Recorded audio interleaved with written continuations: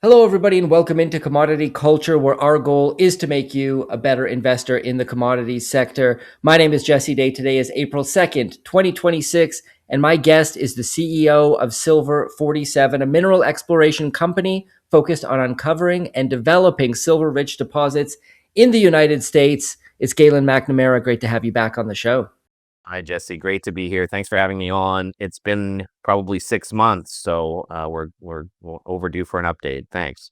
Yeah, and boy, has a lot happened in that 6 months, particularly in the silver market. It's been a roller coaster for silver with a parabolic run to over $116 an ounce, and a massive correction which followed that saw the price drop 26% in a single trading day, staging a comeback back rally, taking a hit once again in the face of the war in Iran. We're now sitting at around $72 an ounce as of the time of this recording. Still impressive when you consider it wasn't that long ago that people thought $50 silver was crazy. So we have to put things into perspective. But I'm wondering what you make of this price action in silver.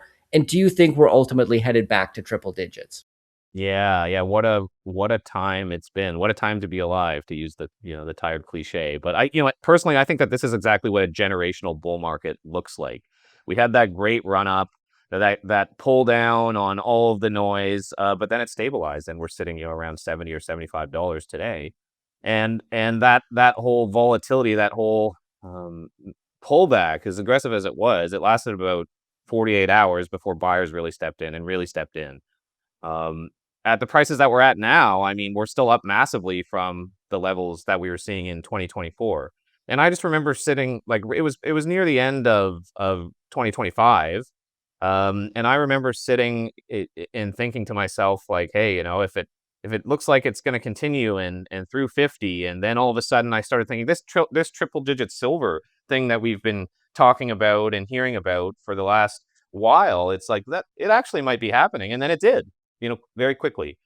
So, at these prices, we're still, from a mining company perspective, we're still, I think, looking very, very, very, very good. The cost to produce are much, much lower, and of course, when you're adding this up and you double the price of silver over 12 months or less than that, I mean, the margins for the mining companies just continue to go up, and I really want to start seeing a few quarters of profits, and start seeing how much the silver companies really start, how much cash they just start socking away, right? That will be really interesting, and I think help to drive value going forward. But I mean, the other thing just to think about high level is that silver really is an industrial and a monetary metal. And from the industrial side, I mean, we're thinking like AI data centers, we're thinking new batteries. It's not just solar panels, which of course are still expanding significantly, but it's really critical that we win the AI race, with against China, for really a lack of a better way to put that. I mean, it's just so critical that we do that, and the only way that we can do that is storing data and storing power for that data, and silver is just critical for that. Nuclear is too, of course, but silver absolutely is as well. So, where do I think that this is going? The base case, we're definitely need to go up and retest that $100 limit and break through it. But that's really where, I think that it's going. Like, we're just starting a generational bull market, and we just got a taste of what I think is coming. Yeah, very well put. Now, we've also seen governments around the world seemingly waking up to the value of silver as a strategic metal. The US has added silver to their critical minerals list. There's also Project Vault that is being launched, allocating $12 billion for critical minerals, a critical minerals reserve. China, of course, tightening export controls of the metal. One story that's flown a bit under the radar is the Reserve Bank of India permitting silver as loan collateral, which is very interesting. What do you make of these developments worldwide? Do you expect we're going to continue to see this trend of silver being recognized as a strategic asset around the world?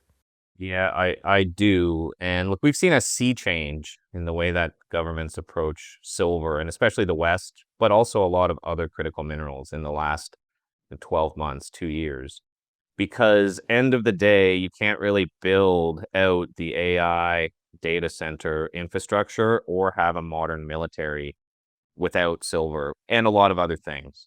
So I think more countries are going to follow the lead of the United States, and it's been a great lead over the last over this administration, I'll say for sure, as focusing on finding domestic supplies of some of these critical minerals that are a choke point where we only get them from we'll say uh, non non uh, uh, uh, basically really like we get them from countries that don't operate market economies, non-market economies. So therefore, we're not really playing on the same playing field, and we've got to fix that.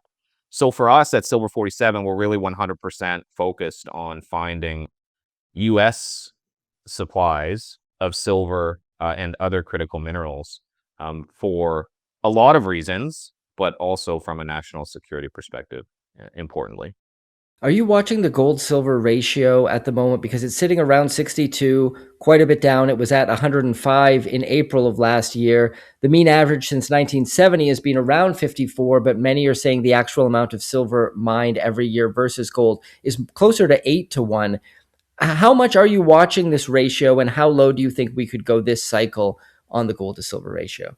That's right. So putting it that way, when the real supply ratio is 8 to 1, that really tells us that silver is still nowhere near fair value, right? And it's great to look at averages, but of course we know the oscillations on the averages can get to be extreme. Like we were at 105 last April, like you said, that was a really good point. But let's just look at previous bull markets. In the 70s and I think in 2011 we saw in the 30s. So at 62 now, I mean, we still might double from here, and it's not crazy to say that.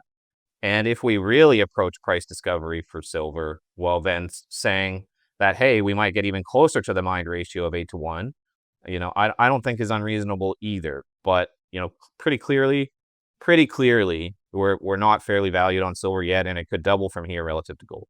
Yeah, I tend to agree with those sentiments.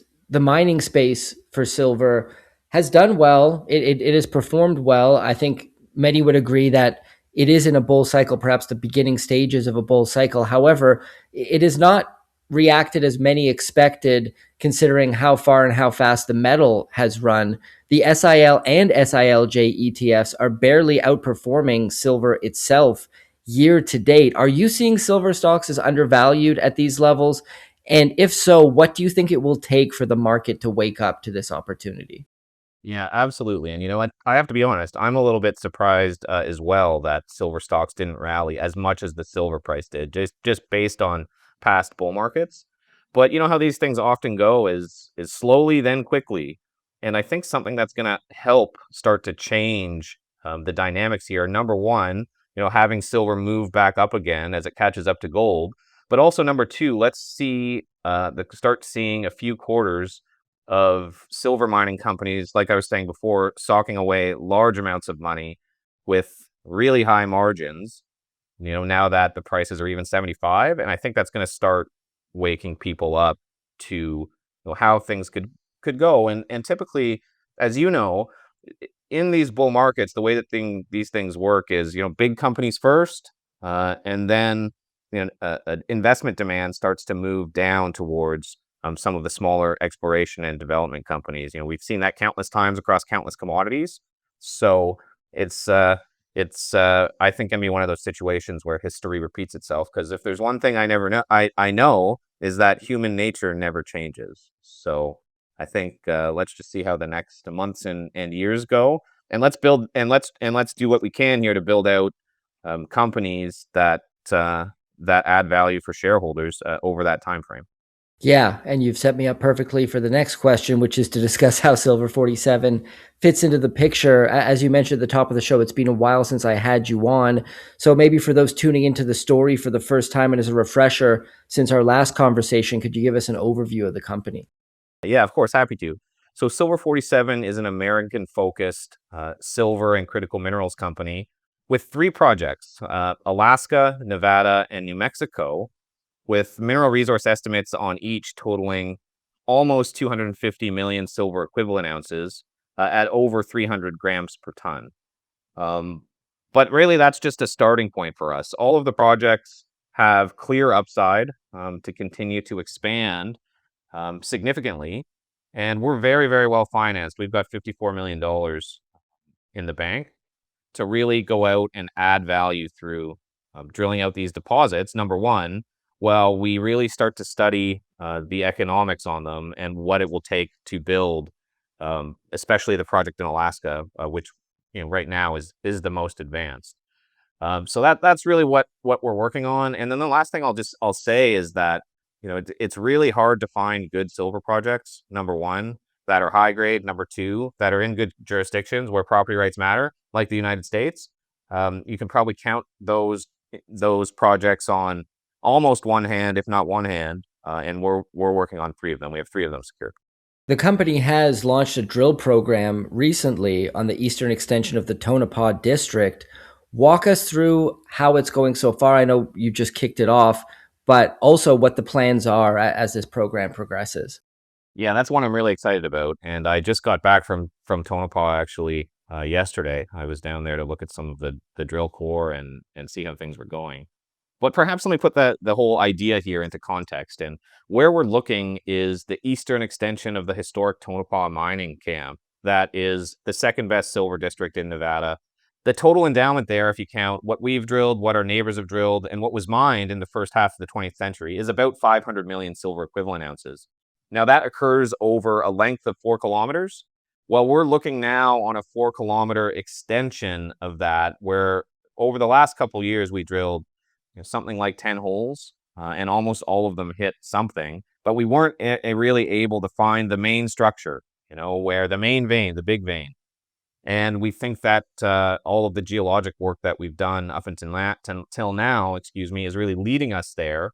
So that's what we're trying to do here, is take a shot at finding that, where I can go out and say, okay, it's a really big picture idea, but take the heart of the district that's already been mined and drilled and all of that, copy, paste over to the east. And if we can get onto that, obviously the target is world class. I think that's fair to say. And that's the type of shot we're trying to take. So we're drilling 7,000 meters there now, looking for that main structure. I'm seeing all of the right signs that we want to see.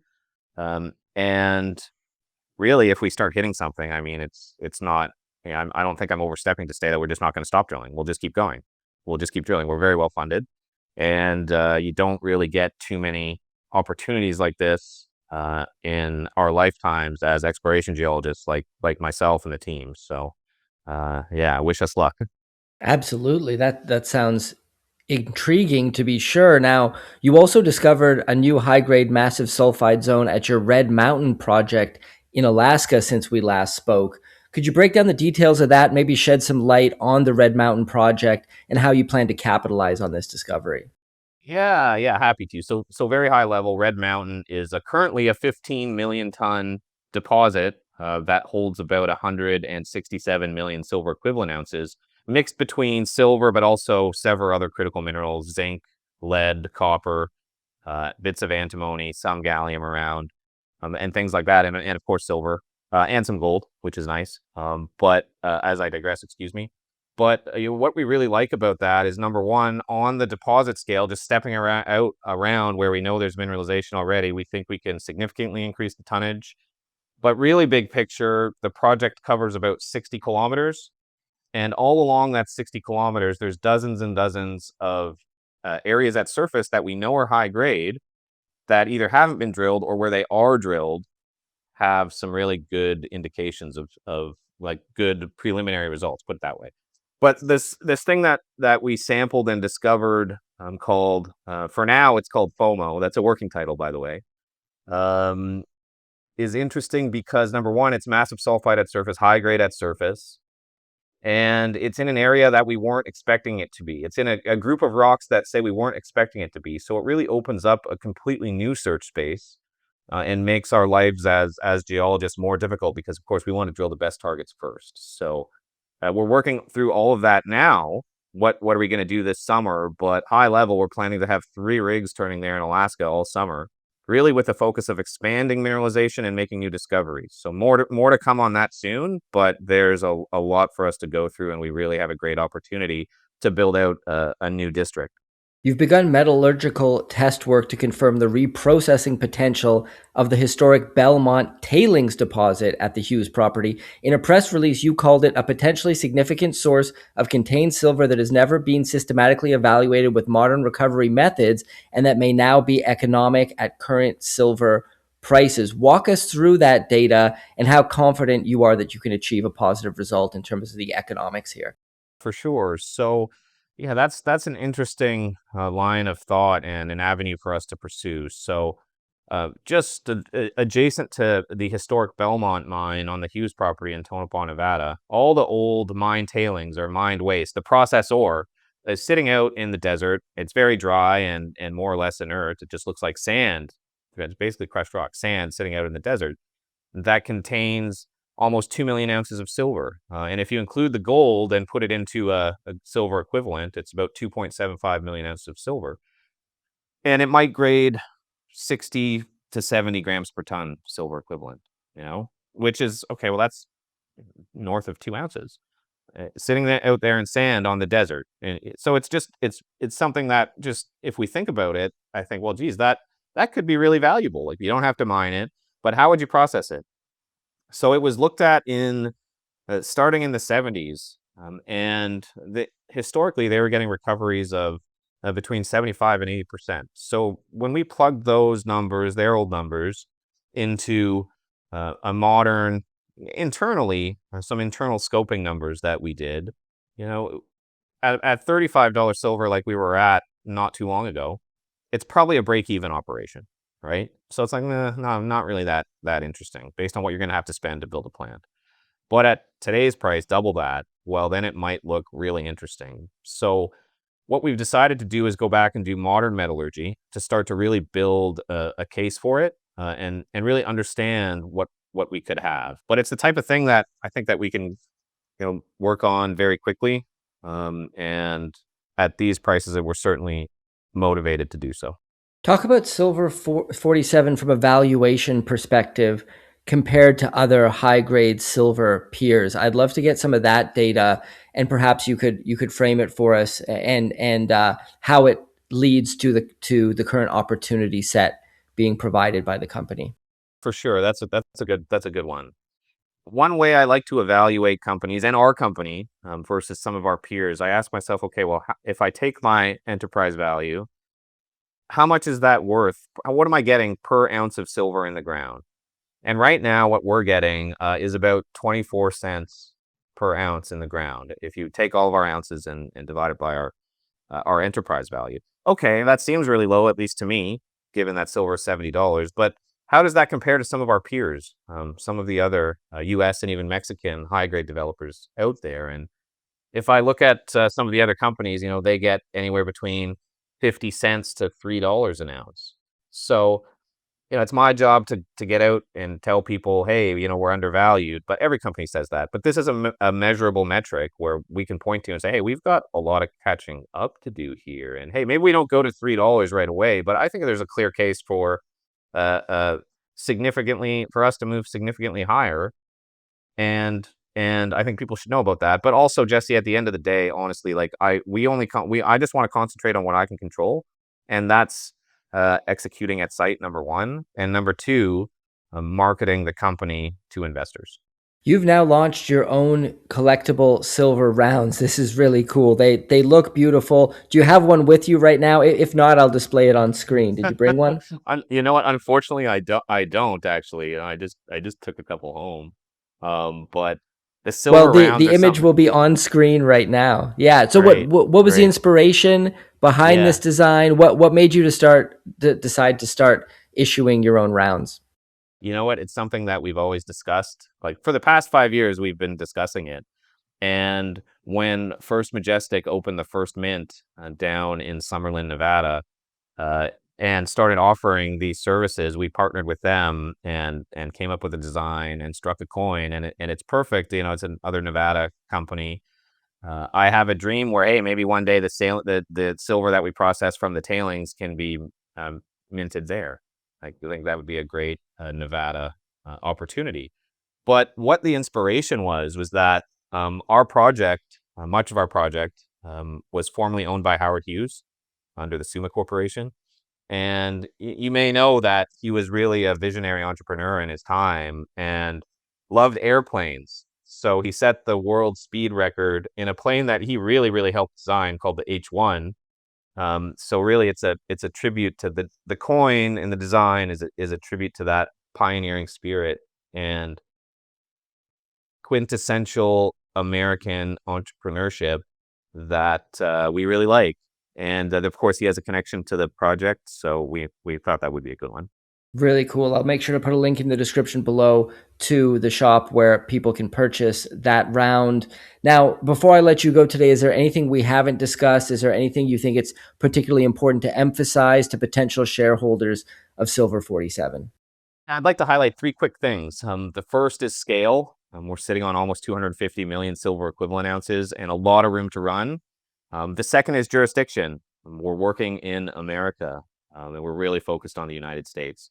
And then the third, look, there's a catalyst-rich 2026. We're really fully funded, drilling in Tonopah right now, soon to be drilling in Alaska.